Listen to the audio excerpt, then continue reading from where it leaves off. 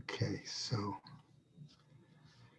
like usual, we're going to start with the sponsors, and then hopefully that will give other people a chance to get on. And hopefully they remember that we weren't going back to the 8:30 time today and not 8:45. A Year of Learning by Dr. Paul Koningsberg in memory of his brother, Dr. Sam Koningsberg, Shimon Reuven ben Labush, and Ed Goldberg's cousin Nisan Hara Nisan ben Fardosa. Paula and Bob Bromberg in memory of their dear friend Julian Smith, Yehuda ben Yisrael. In memory of Malka Mann, former member, in memory of her family murdered in the Holocaust. Rav Tzvi Hirsch ben Shlomo Yaakov, Sarah Bat Ephraim, Yisrael David ben Rav Tzvi Hirsch, excuse me, Ephraim ben Rav Tzvi Hirsch, Adia bas Harav Tzvi Hirsch, Miriam bas Harav Tzvi Hirsch, Pesel bas Harav Tzvi Hirsch, Shalom ben Harav Tzvi Hirsch, Shlomo Yaakov ben Harav Tzvi Hirsch, Shmuel ben Harav Tzvi Hirsch. The many friends of Dr. Marvin Blush, Moshe Shalom ben Yitzchak Halevi, friends of Toby Paris, Sarah Tova bat Yisrael Dov, friends of Malka Levi, Malka bat Yosef, friends of Avi Gitler, Avram Meir ben Shimon, and Martha Gitler, Charna bas Yeshaya. Shall share her children and grandchildren in memory of her uncle, founding member of BRS, Dr. Israel Brook, Yisrael ben Arav Akiva. Marcia Fitterbush and family in memory of her husband, Dr. Uriel Paul Fitterbush, Uriel Pinchas ben Arav Shimon. Friends of Joe Wolf, Yosef ben Chaim. Sharon and Fred Lisker, their family and many friends, in memory of her dear mom, Harriet Friedman, Edelbas Yaakov. Leslie and Gail Kaplan, in memory of their parents, Harry and Marjorie Sedel, and Irving and Pearl Kaplan. A Month of Learning by Cheryl Scher in honor of those who joined her first series of epistemology of Tefillah classes. A Week of Learning by David and Mindel Cheslow in memory of his father, Moshe ben Ruvain Mordechai, by Susan and Ron Podolsky in memory of her father, Simcha Bunam ben Yeshua. A Day of Learning, today's the 5th, right? By Mel Grossman in memory of his father, Menachem Manish ben Yehuda. May the Neshamas have an Aliyah, Krank Rafia, Velti Yashir Shema Tliya, L'chol B'nai Yisrael, a good Geben Shtiar. Okay, Zev, you made it quick. Okay. I think Zev's been using a scooter lately there on his wagon, right? Okay, the Gemara, remember, went through a whole list of, let's call it officials, okay, and what their jobs were.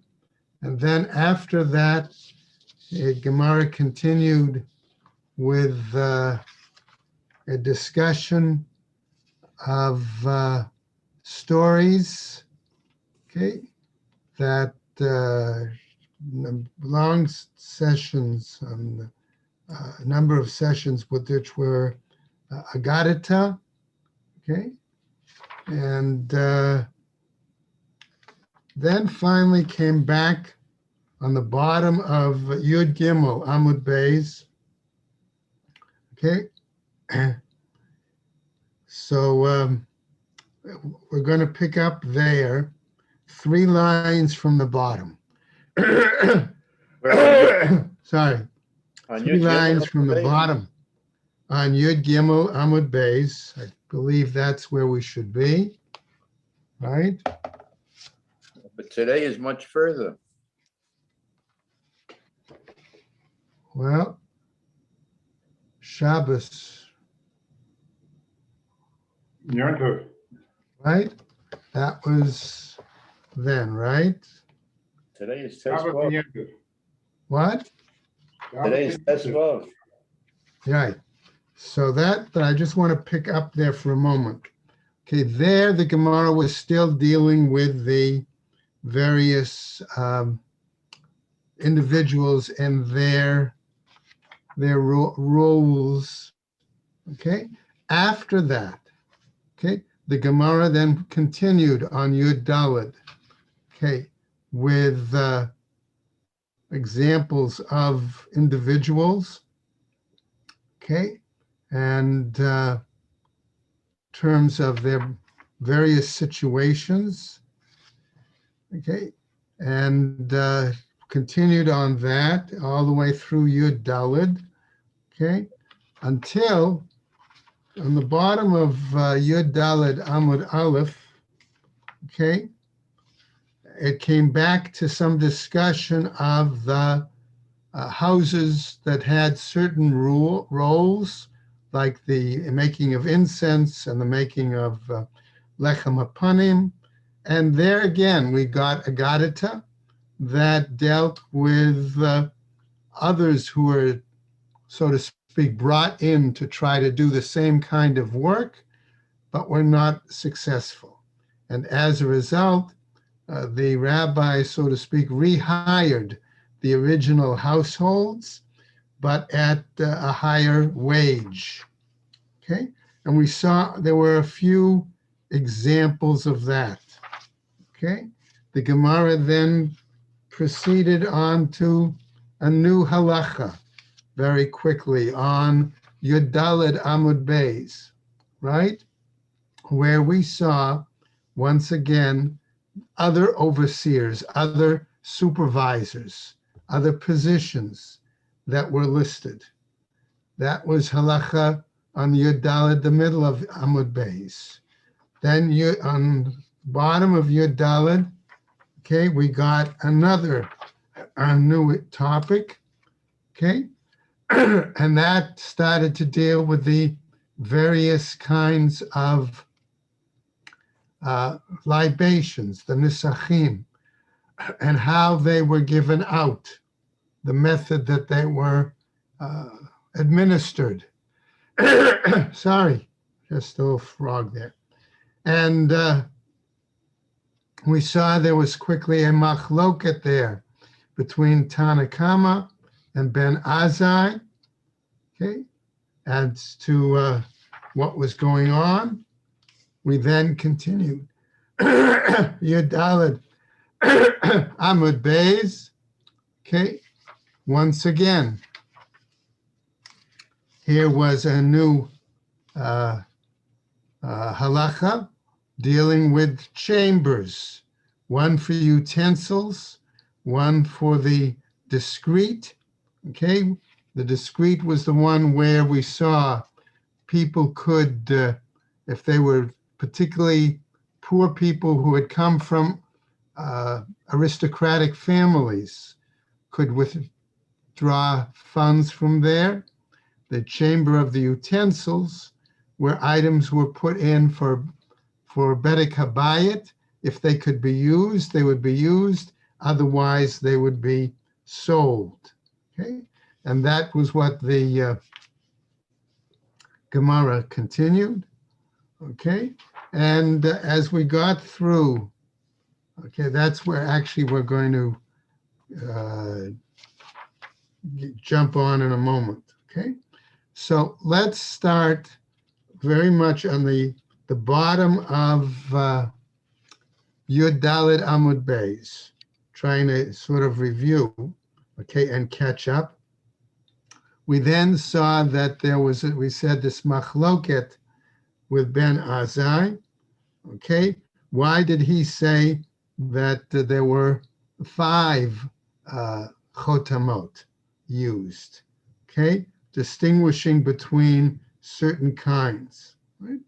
And the Gemara there picks up, Ben Azai chote dal, lama hayamevi lugo, why did he bring, according to Ben Azai, his own log of right oil, right? Bram kirabanan, mevi, right? Gadin iskri, right? So he continued there to tell us the reasoning, and then finally picked up דכתיב, ככה יעשה לשור האחד, או לעיל האחד, או לשא כבשים, או בעזים.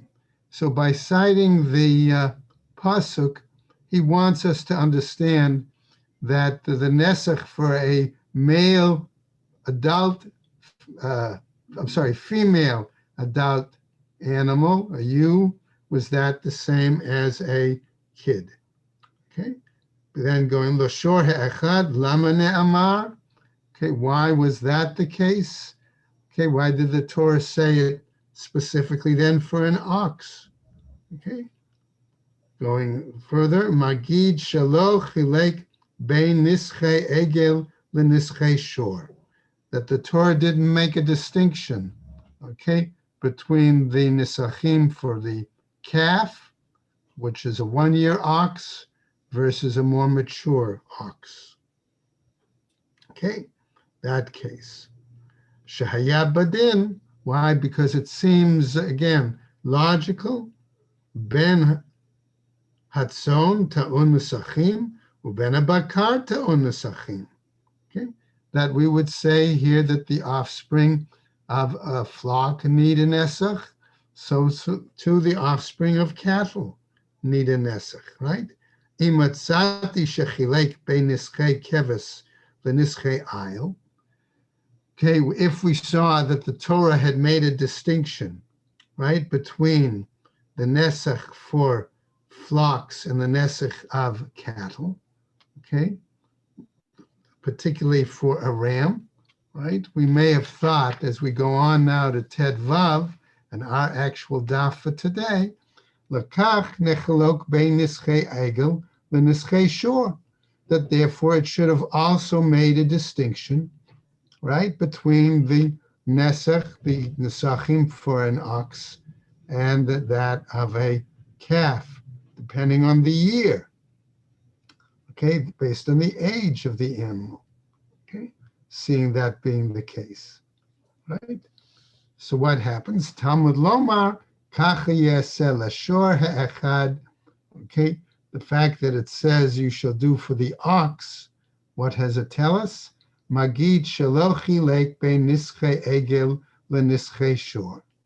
Comes to tell us that they did not make a distinction between the nesachim for a calf and that of an ox of the second year, right? O la'ayil, or for that matter, okay, for the ram, right? Lama ne'amar shah, right? Why was that the case? Shahaya badin, again, because again, it seems logical. Imatzanu shechilek bein nischei, okay, ben shana lenischei ben shnatayim, that had it been logical to think that a difference would be made between a sachim for a 1-year animal and a 2-year animal, lechach nechalok bein nischei shnatayim lenischei shloshani, right? That we would have had to also make logically also a distinction between a 2-year animal and a 3-year animal, okay? And the Torah doesn't do so. Talmud Lomar, O la'ayil ha'achad, O l'seh b'kvasim, right? Saying then that's the case, right? Right? And as a result, lama ne'amar shahaya badin, again, we could have thought it logical. Imatzanu shechilek bein nischei keves lenischei ayil, that if we would have found that the Torah made a distinction between the nesachim for a keves, right, for the lamb, okay, and right, and the that of a ram, lechach nachalok bein nischei kivsa lenischei Rachel, that therefore it should have also made the distinction between a female lamb and an adult lamb. Okay? So again, we're trying to say, does the change in the age or the status of the animal make the difference? Talmud Lomar, O l'seh b'kvasim, o be'izim. So again, the Torah seemed to tell us, okay, that since the kid among the sheep, that it's the same, regardless of whether it's the 1 or 2 year animal among the flocks. Okay, so going on, lama ne'amar shahaya badini matzanu shechilek bein nische keves benische ayil. Okay, again, another question. Okay. Okay, lechach nachalok bein nische gedi lenische tayesh. Okay, maybe then we should also consider that there should be a distinction, okay, again, logically, from that of a lamb and that of a ram, okay? Talmud Lomar, again, the text tells us, O be'izim, okay, since it says with the izim, here again, Hekish katan shebe'izim lagadol shebetayashim, that it made an association even with the small animals among the goats, okay, or the kids, to the larger animals among the rams, right? Which, okay, mazeh b'shloshet lugin, avzeh b'shloshet lugin. So the same way that those were required 3 log of the oil, or wine, so likewise the adult animal would also require 3 log of the wine. Okay. Now, finishing up this particular section, all right, we're seeing that once more, B'Shem Hayom Katuv, we're concerned, remember that people might use the same chotam, okay, on another week or another year, okay, and not pay, okay, for their offering or their nesachim. So the Mishnah told us that the date was written on it. So the Gemara is going to raise a question here. Haga ba'atzmacha. Okay, consider the following, it says. Shazieg oto hayom, right, that maybe they were going to match that same day, right, shmer haya, right, from a situation, so shem mishmar haya katuv. Right? So in other words, not only was the day written on the chotem, but shem mishmar haya katuv alav, that the name of the Kohen group, let's say, or the cohort of Kohanim that served that particular week would be also written, okay? And since you had enough cohorts of the Kohanim throughout the year that maybe at the very most they would only repeat twice in 1 year, okay? So maybe one did it in the fall and that same one wound up again in the spring, okay, or vice versa, winter and summer. The end result is, okay, even if you had it, right, since you had the date as well as the Kohen cohort, there could not be an attempt to copy it, to fraudulate it, right? Okay, so that's the point. Katuv alav haga ba'atzmacha, right? So therefore, hayom sham, right? But not only that, it says shem hayom, the name of the day, shem Shabbat, the day of the week, okay, shem chodesh, the name of the month, haya katuv alehen afilu rotzel lezayeg ein matsui lezayeg. So that even if a person were to attempt to make a fraudulent document, a counterfeit chotem, let's say, that would not be successful. Okay, all right. We're going to get now to our new Gemara, a new Mishnah, I'm sorry, in the Gemara.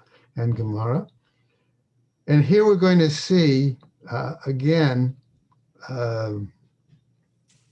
what I was hinting to introducing these Gemaras, that we had the Lishka, let's say the chamber, where all of these new shkalim were put, okay, after they were collected, okay?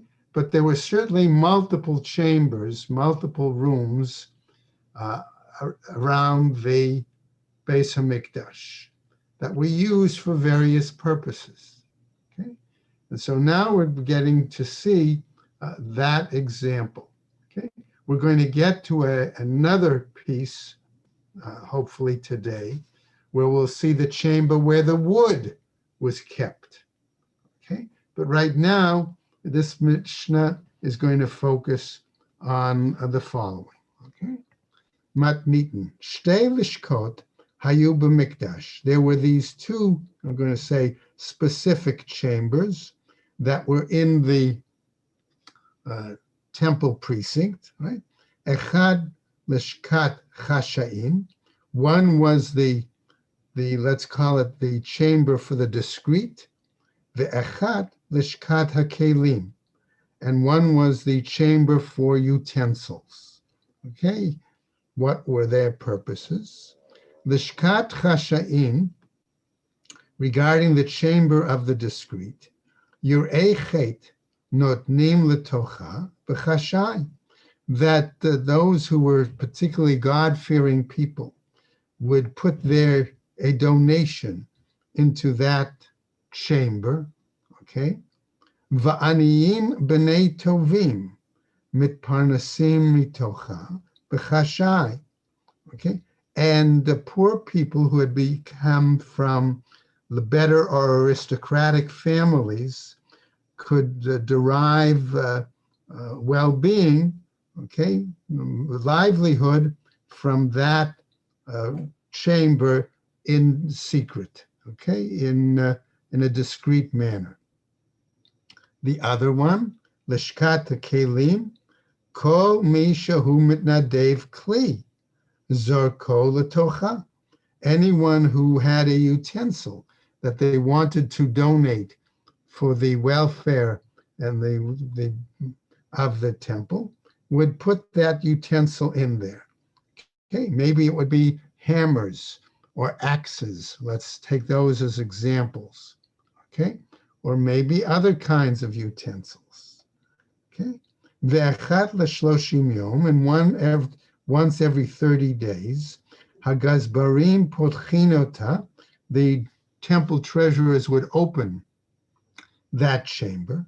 V'kol kli shematzu bo tzorech lebedek habayit menichim oto, and any utensil that they saw that would be helpful for the maintenance of the temple, they would leave in that chamber. So let's say an axe or a hammer, that might be the case. Vashar, and the other utensils, nimkarim, those would be sold, udmehem noflim, okay, lebedek habayit, and the money then would be used for the regular upkeep of the temple. So the Gemara picks up and tells us, Rabbi Yaakov bar Idi, Rabbi Yitzchak bar Nachman, Havian Parnasim. The two of them were Parnasim. Parnas was an official who usually was a communal person to handle the distribution of tzedakah, or the distribution of the tamchui, which was the money for food to the poor. Okay? Vahavin Yahavin, the Rabbi Chama, Abuid the Rabbi Yoshia. And they would give money to Rabbi Chama, okay, who was the son-in-law, okay, of Rabbi Yoshia. Dinar, they would give him a whole dinar, which remember we said was like 4 shkalim, okay? And one could buy for 2 shkalim meals for an entire day, keeping that in mind. And what did he do? It's not that he himself needed it. Vehu yahiv le choranin, okay? and he would give them out to others, to the needy. Okay. Another example, Rabbi Zechariah, Chatne de Rabbi Levi. Rabbi Zechariah, who is the son-in-law of Rabbi Levi. Right? What did he do? Hayu hakol milizina lav. That many people would, let's say, they would mock him. Okay, that right? They would make fun of him. Okay, right? Why? Okay, in this case, right? Amrin de lo tzarich, because they said he doesn't need this money, right? Vahu, right? So what happens, right? Vahu nesev min the damach, okay? And when afterwards, okay, it was examined, investigated, right? What happened, right?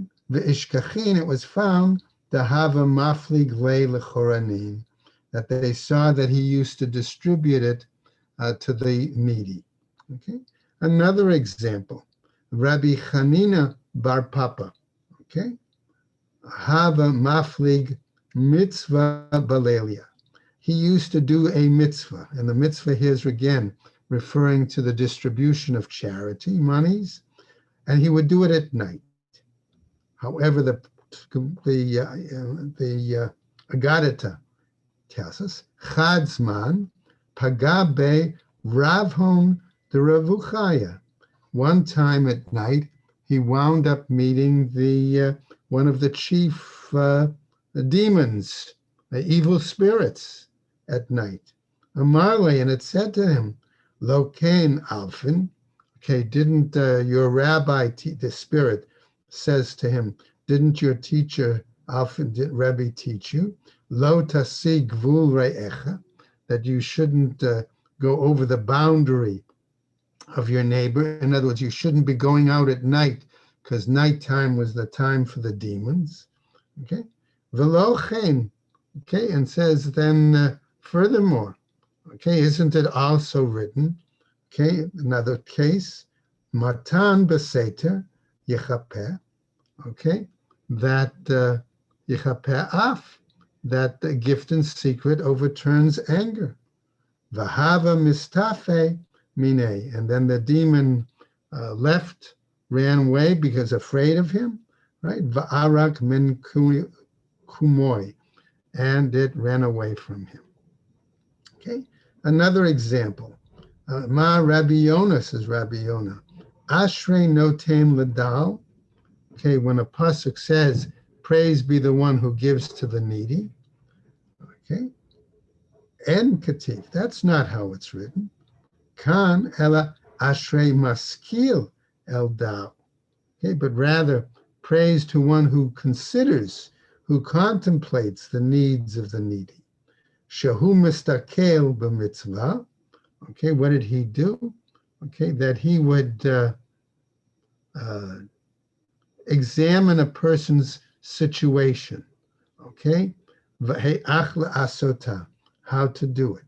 Ketzad haya, how did he do it? Haya Rabbi Yonah oseh k'shehaya ro'eh ani ben tovim. Okay, that when he would see a person who had come from an aristocratic or a well-to-do family and was now poor, sheyarad min nechasav, that person lost his inheritance, so to speak, right? Haya omer lo, he would say to him, Beni, b'shvil sheshamati shenafla lecha Yerusha mimakom acher, since I've heard that you've inherited money from another location, right? I told, take this money now, va'at porea, okay, min dahava, okay, and you'll pay me back, okay, when the time comes, right, so to speak, is what he would tell him. Okay, what happens? Min dahava nasiv, okay, when the per person, okay, received the money, took the money, hava amarle, he would say to him, matana hilach, it's a gift for you. Chia bar Ada, it have Sabin biyuminen. Another story. Okay, what happens? Okay, with Chia bar Ava was the time of the elders, right? Man dahave yahiv lahom, mi bein reish shata letzuma. Okay, Rabbah. Okay, he would say as follows, that in that time when the charity was given out, particularly between Rosh Hashanah, okay, and the great fast, Yom Kippur, okay, right? What would he say? Havan nasbin min batar. Okay, he would at that point, after that part of the year, all right, okay, lo havan nasbin. He would not accept any further charity. Amrin, because he would say, Deshatan Gaban, okay, that it's already been uh, assigned, so to speak. It's already been set what his year's salary, so to speak, would be. Okay. Now, we get another story. Okay, again, once more about distribution of charity. Nehemiah ish shichin, pagabo Yerushalmi. Okay, that we're told that Nehemiah, the digger of pits, all right, met a certain poor Jerusalem person. Okay, right. So what happened? Amarle, he said to him, Zacha imi chada tarnagolta. Okay, share with me, gain merit through me by with this animal, with this hen. Amarle, and the poor Jerusalem person says, all right, the following, okay, ha lach tumite the kupar, okay, that what, that much money is enough for beef, right? The zavin kupar, va'achil umet. So he went and bought beef and ate it, and the poor Jerusalemite died. Okay, and what was Nehemiah's response? Vahavat savach. He would cry out, va'amar, and say, Bo'u v'sapdu laharugo shel Nehemiah. Okay? Come and help me mourn, wail for the person that Nehemiah, in a sense, killed, put to death, right? Because he gave him money to eat something that his system was not comfortable eating. Okay, another story. Now again, this time with Nachum Ish Gamzu. Okay? This particular Agadita is probably more well known than some of the others. So the text reads as follows. Okay, Nachum Ish Gamzu, right? Haya Molech Doron Lebeit Chamav.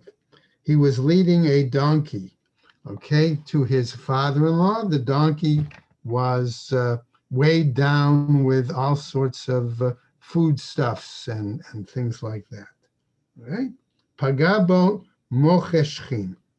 Along the road, he met a person who was suffering from an affliction of boils, all right?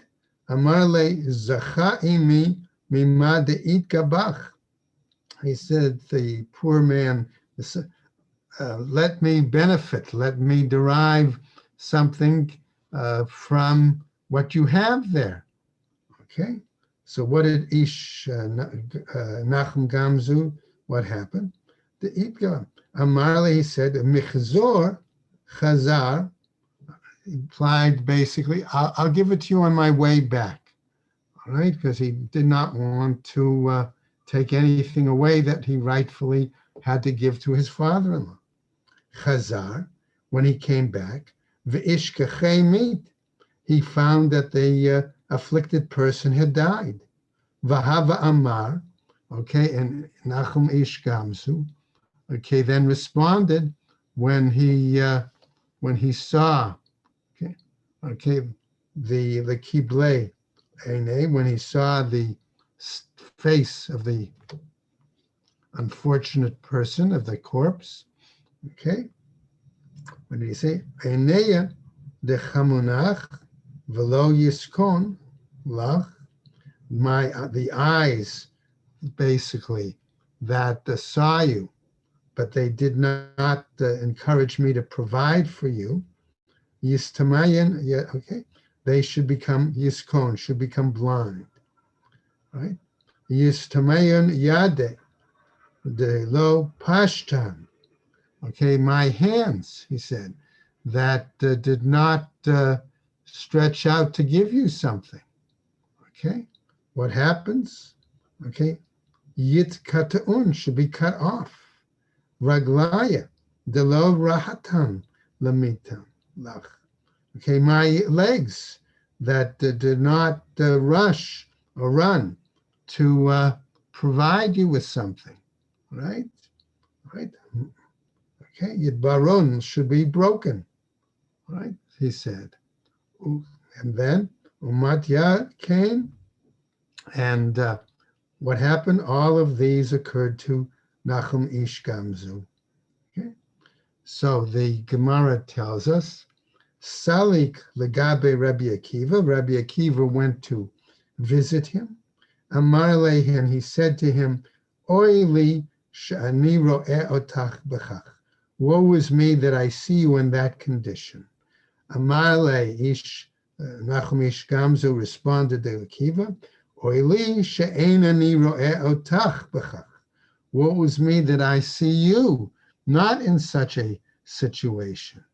So Akiva asks him, Amarle, Ma'at Mekalalani, on what basis do you curse me? Amarle, he responded to him, Uma'at Meva'et Bisurim, why are you spurning afflictions? Okay.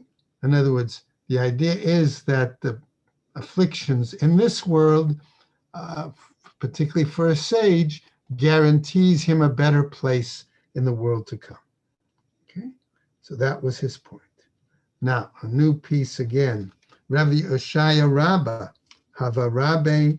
Okay, we see once more again that the Rabbi Oshaya the Great, okay, had a son. Okay, and this Agadata is going to tell us what happened.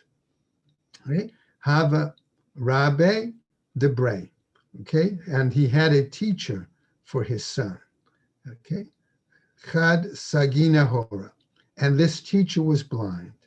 Vahava Yalif Achol Ime, and the Rebbe Yoshia would go and, I guess, have lunch or whatever, eat with this teacher, Bechol Yom, on a daily basis. Chad Zman Havale Orchim.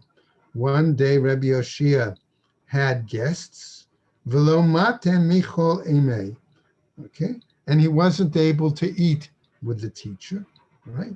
Biramsa, okay, in that situation. Salik legabe, he went then afterwards, went back to the teacher, Amarle, and said to him, Lo yichos mare alai, may the master not be angry with me, right? Begin da hava li orchim, due to the fact that I had guests today. Okay, right, and Yoma. Right? Okay, so what happens? So Yoma Din, that day, the Amrit.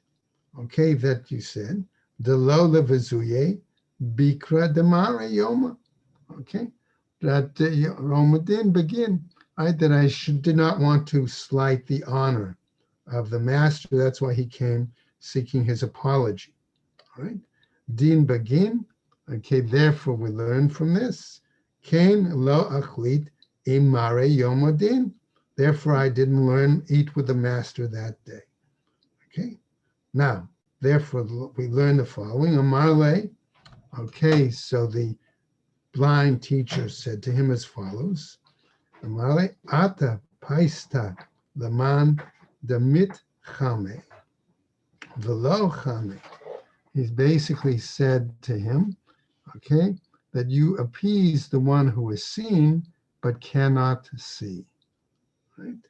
And then din dechame velo mitchamayim, okay? But he who sees but cannot be seen accept your appeasement, right? So Rabbi Yoshaya said, Amarle, okay, Hada Menalach, okay, that statement, that smart statement, on what did you base it, right? Amarle, he said to him, another example, right, this way. The Rebbe Eliezer ben Yaakov says it was involved from a situation where Rebbe Eliezer ben Yaakov, the Rebbe Eliezer ben Yaakov al-Chad, okay, he once went up to a town, okay, the Sagi Nahor, where there was a blind man in that town, Lekrate, Yatavle, and Rabbi Eliezer went there, and he sat with the blind person, okay, and what happened? Right, the Sagina Lekrate, Yatavle, and he sat with him, Rabbi Eliezer ben Yaakov, Leramine, and he sat in a sense below him, okay, giving respect, showing respect to the blind person.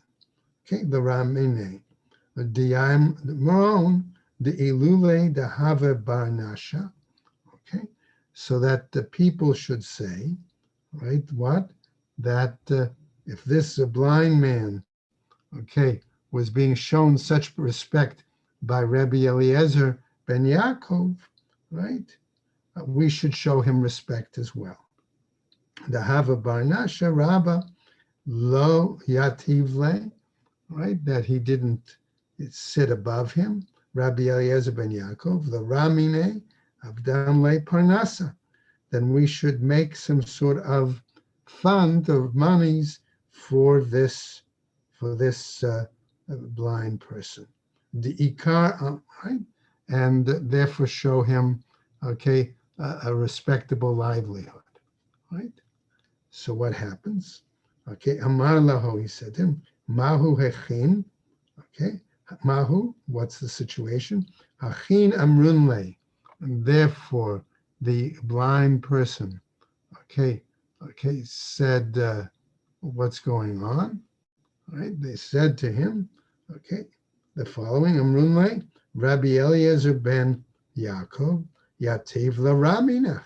He sat below you, Vitsalui, all right, and therefore the blind person said the following, I want to say, prayer on behalf of Rabbi Eliezer ben Yaakov. Salui alav, Hadat Saluta, the following prayer. Ata Gimalta Chesed Laman de Mitchame.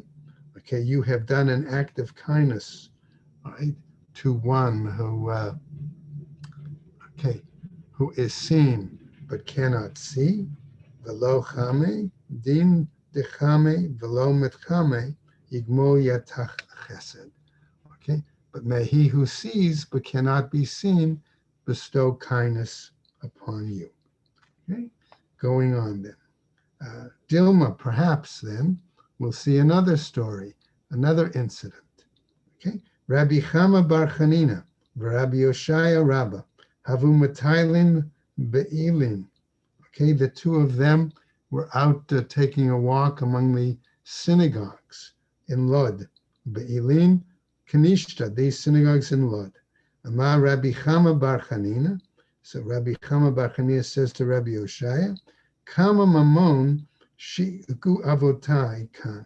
How much money my family, my ancestors, put into these synagogues.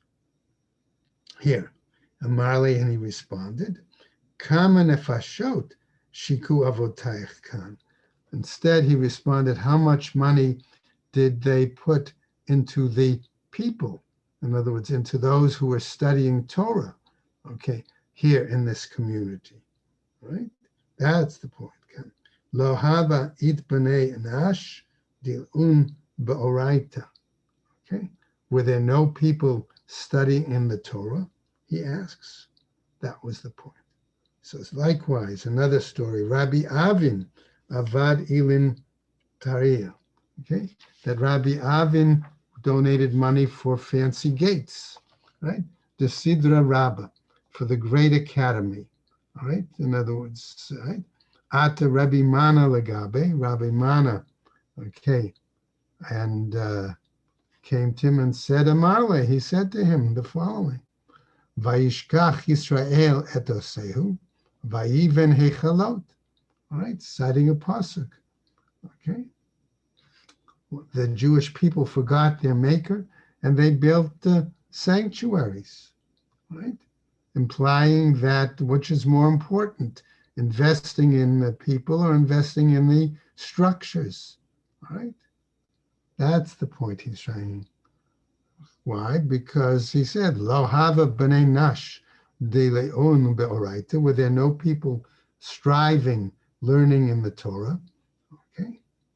And then Tani, and now another Braita. Okay, once more back to our earlier topic.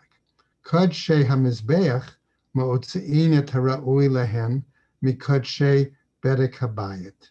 Right?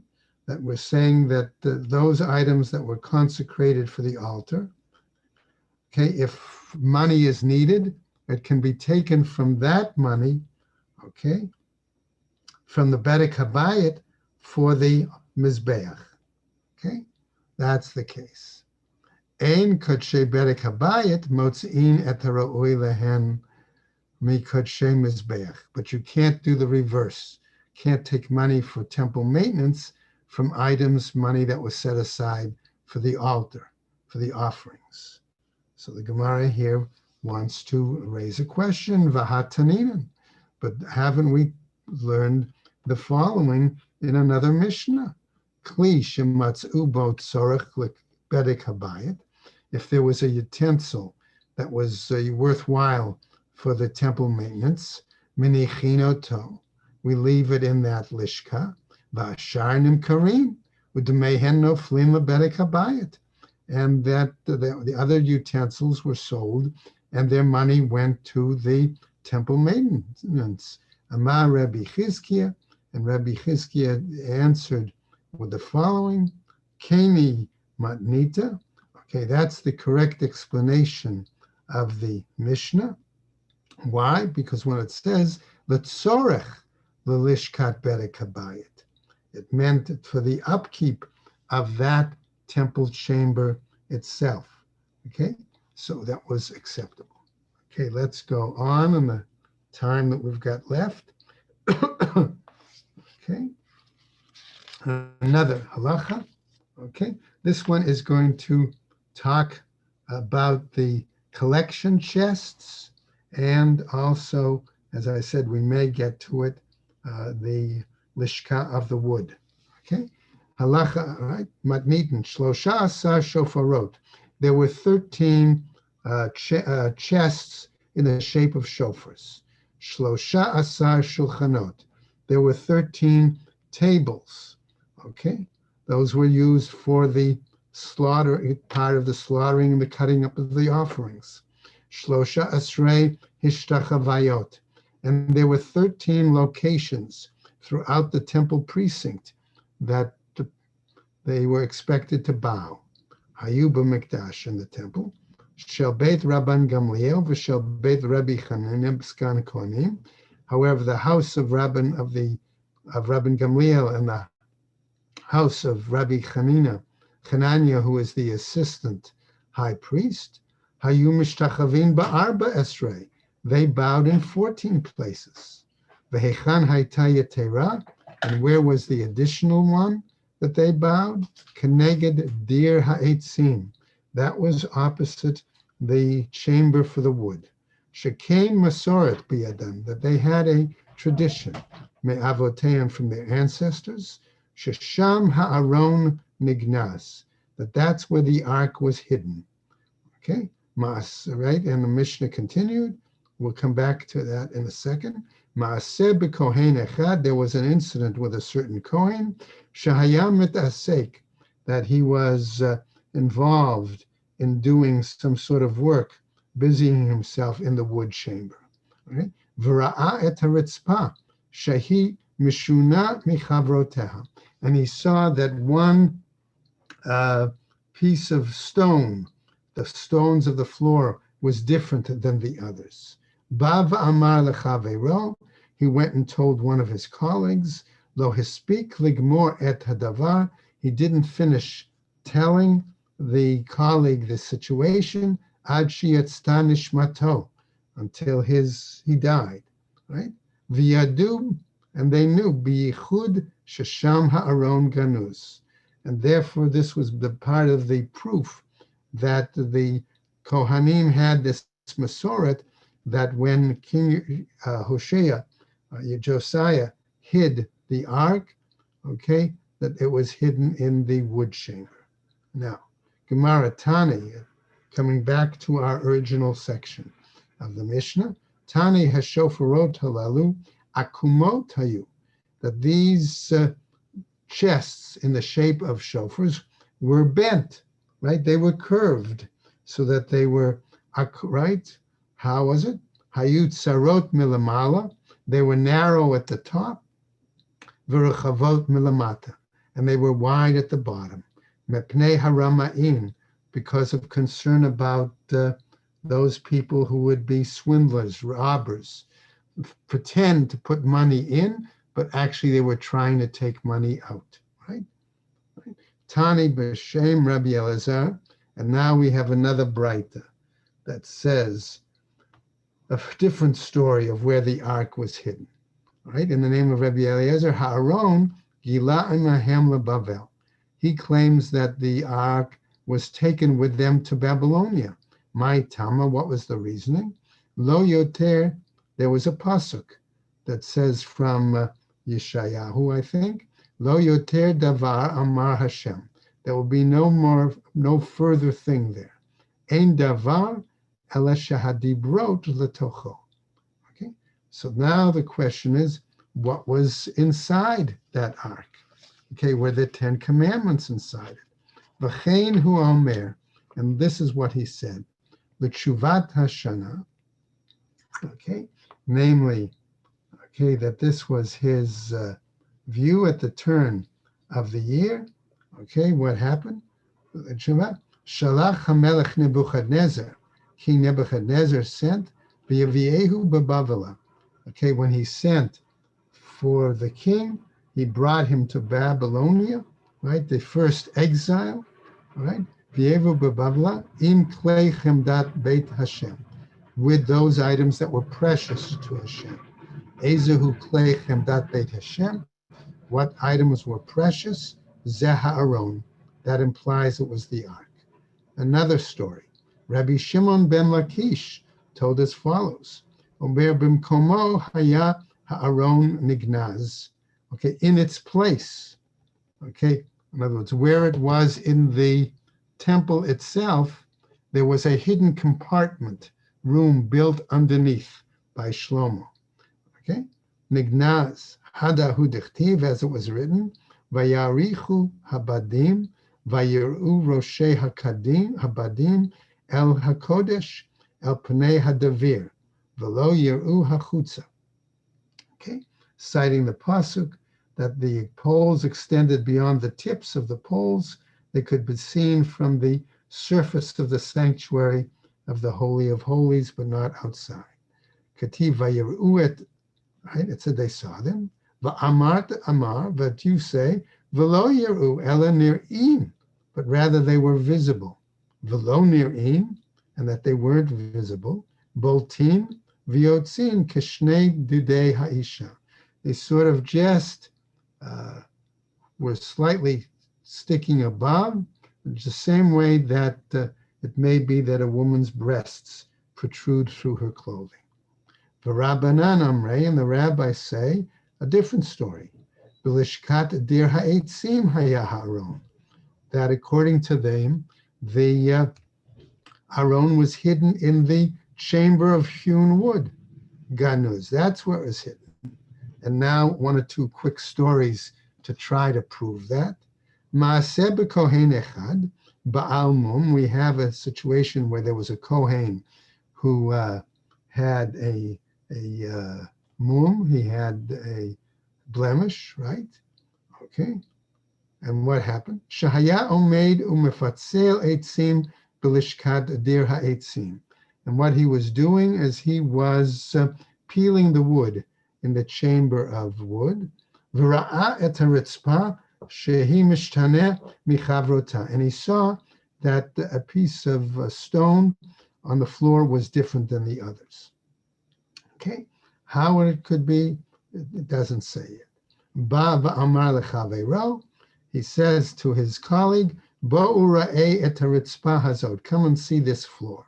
Shehi mishtana mechavrota, it's different from the others. Lo hispik ligmor et hadavar ad sheyatzta nishmato. He didn't finish saying it until then he died. V'yadu, and therefore they knew, biyichud shesham ha'aron ganuz.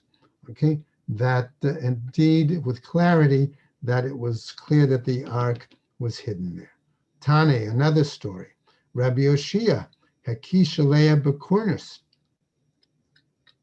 Okay, that Rabbi Yoshia said that Kohen had hit it with a hammer.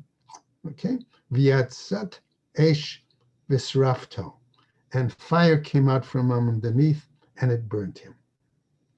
Tani Rabbi Yehuda ben Lakish, or Rabbi Eli ben Lakish said, Shnei aronot hayu, that there were really two arks, hayu mahalchinim Yisrael, that traveled with the Jewish people in the wilderness, he says. Echad shaita haTorah netuna b'tocho, one had the Torah inside it. Ve'echad shayu shivrei luchot netunim b'tocho, and one had the remains of the first set of the Decalogue inside it. Zeh shaita Torah netuna, the one that had the Torah inside it, b'tocho, hayamunach b'ohel moed, that was kept in the ohel moed. Chadahu dichtiv, why? Because it's written, va'aron brit Hashem, u'Moshe lo mashu mikerev hamachaneh. Okay, that never moved from outside the camp. Zeh shahayu shivrei luchot netunin b'tocho, but the ark that had the pieces of the Ten Commandments, first set of commandments, haya nichnas v'yotzei imahen, would go in and out with them. Okay, upa'amim shahaya mitra'a imahen, and there were times when they were concerned, afraid, right? V'rabanan amrei, but the rabbis disagree and say as follows: Aron echad haya, there was really only one ark. Upam echad yatsa b'yamei Eli, and it went out once during the time of Eli. V'nishba, and it was captured, right? And by the Philistines, remember? Kriya Messiah, and we have a pasuk that supports this view of the rabbis. Oy lanu mi yatzilenu miyad Elohim ha'adirim, that the Philistines cried out and said, who's going to save us from this mighty God? Okay, and therefore, Rim ha'ela milad delo hamun min yomehem. Okay, save us, right? If something had not been seen in their whole lifetime. Now another pasuk supports Rabbi Yehuda ben Lakish, Vayomer Shaul la'achei, right? Shaul said to Achia, okay, Higisha Aron Elohim, bring the ark of God, all right? And what happens? V'halo Aron b'Kiryat Ya'arim, but the ark was in Kiryat Ya'arim, okay? And we're going to be finishing up. Okay, Hava ma avdun le, what was the situation there? That's, okay, what did the rabbis do with the other pasuk? That's what we'll see tomorrow. That's where we'll start. Okay, so everybody have a good day. Take care. And thank you. All the best. okay. Good day, Rabbi Green.